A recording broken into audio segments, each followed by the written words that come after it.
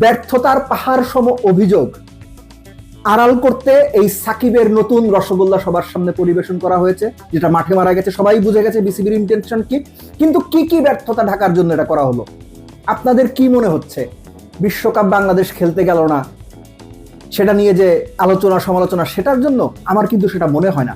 কেননা বাংলাদেশ ভারতে গিয়ে বিশ্বকাপ খেলবে না, এই মতের পক্ষে বাংলাদেশের বেশিরভাগ দর্শক। সো এই জায়গাতে বিসিবির কোনো অসুবিধা নাই, কোনো চিন্তা নাই, মানুষের সাপোর্ট তাদের আছে।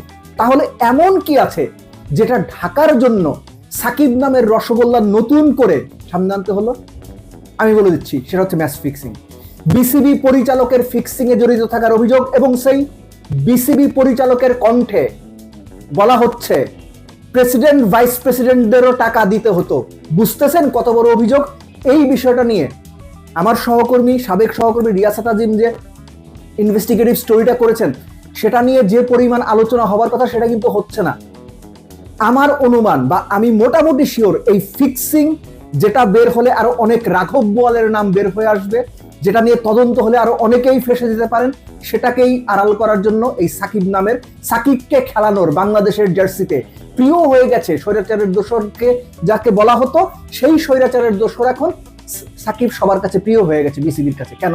তাহলে কি বলবো এই বিসিবিও এখন স্বৈরাচারের দোসরের লিস্টে নাম লিখিয়েছে? আপনাদের কি মনে হয়? আমি জানি এইভাবে হয়তো বলাটা ঠিক না যে বিসিবি স্বৈরাচারের দোসরের লিস্টে নাম লিখিয়েছে, কিন্তু কিছুদিন আগেই যারা বলল যে সাকিবকে প্রকারান্তরে বলল সাকিবকে মাফ চাইতে হবে, নইলে সাকিবের খেলার কোনো সম্ভাবনা সহসাই তারা দেখছেন না, তারাই প্রেস কনফারেন্সে গিয়ে বলছেন সাকিবের ব্যাপারে আলোচনা হয়েছে, হোম অ্যাওয়ে সব জায়গায় বিবেচনা করা হয়েছে। বাংলাদেশ সরকার, পিপলস রিপাবলিক অফ বাংলাদেশ, গণপ্রজাতন্ত্রী বাংলাদেশ সরকার, তারা কি গ্রিন সিগন্যাল দিয়েছে? তারা কি সাকিবকে আনতে চায়? তারা কি চায় সাকিব বাংলাদেশের জার্সিতে আবার খেলুক? জানেন আপনারা, যদি সেটা চেয়ে থাকে একরকম, যদি না চেয়ে থাকে বিসিবি একবারই এটা কেন বলল? ওই যে নজরটাকে সরিয়ে দেওয়া, ব্যর্থতা আড়াল করার জন্য নতুন একটা রসগোল্লা, কখনো সাদা, কখনো নীল, কখনো হলুদ, কখনো বাদামি, এই রসগোল্লা সার্ভ করা হলো। এটা সাকিব নামের রসগোল্লা, কারণ জানে এই দেশের মানুষ সাকিব খেলবে, সাকিবকে খেলানো হবে শুনলে স্বাভাবিকভাবেই ক্রিকেট প্রেমী দর্শকের আগ্রহের জায়গাটা ওই দিকে যাবে। এই যে ফিক্সিং এর কথাগুলো আলোচনা হচ্ছে, বোর্ড পরিচালকের নাম জড়িয়ে গেছে, তিনি দায়িত্ব থেকে পর্যন্ত সরে গেছেন বা সরিয়ে দেওয়া হয়েছে, কেন হচ্ছে এগুলো? এগুলো ভয়ঙ্কর ব্যাপার।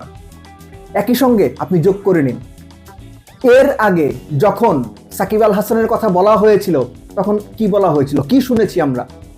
যে সাকিব আল হাসান কখনো বাংলাদেশের জার্সিতে খেলতে পারবেন না। তাহলে সেই সাকিব হঠাৎ করে ক্রিকেট বোর্ডের এত প্রিয় পাত্র হয়ে উঠলো, ওরে বাপরে বাপ! বেশি প্রিয় হওয়া ভালো না, বেশি পীড়িত সমস্যা করে। পীড়িত মানে প্রেম, আমাদের মানিকগঞ্জের ভাষায় বলে বেশি পীড়িত বেশি সমস্যা তৈরি করে। সো এই বেশি প্রেমের উৎস কি সেটা বা উদ্দেশ্য কি সেটা বোধহয় আপনারা বুঝতেই পারছেন। সাকিব আল হাসানও বোধহয় দূরে বসে হাসছেন এই সমস্ত কাণ্ডকীর্তি দেখে, কেননা বিসিবির এখন উদম অবস্থা। উদম মানে বোঝেন না? না বুঝলে গুগল করেন। বিসিবির এখন উদম অবস্থা, সেই উদম অবস্থা থেকে বাঁচার জন্য তারা কি হাতে ধরবে, কোন খড়কুটো ধরবে, কারণ তারা তো ভেসে যাচ্ছে, বুঝতে পারতেছে না। সবশেষ ইশতিয়াক সাদেকের পদত্যাগ। যারা ঢাকার ক্লাব ক্রিকেট সম্পর্কে খবর রাখেন তারা ইশতিয়াক সাদেক সম্পর্কে জানেন। অনেকগুলো ক্লাব তারা চালান এবং সাফল্যের সঙ্গে চালান, এবং সেই ইশতিয়াক সাদেক ক্রিকেট বোর্ড থেকে পদত্যাগ করেছে, শোনা যাচ্ছে আর অনেকেই পদত্যাগ করবেন। কেন? কাজ করতে পারছেন না শুধুমাত্র এই জন্যে? নো, এই ক্রিকেট বোর্ড যা যা সিদ্ধান্ত নিয়ে যা যা ব্লান্ডার করেছে, বাংলাদেশ ক্রিকেটকে যে প্রায় ডুবিয়ে দিচ্ছে, এই ডোবানোর দায় বাংলাদেশ ক্রিকেট বোর্ড থেকে যারা এখন পদত্যাগ করবেন আগামীতে তারা এই দায় নেবেন না। এই দায় তারা নেবেন না, কেননা তারা আগামীতেও হয়তো বিভিন্নভাবে বাংলাদেশ ক্রিকেটের সঙ্গে সম্পৃক্ত থাকার চেষ্টা করবেন।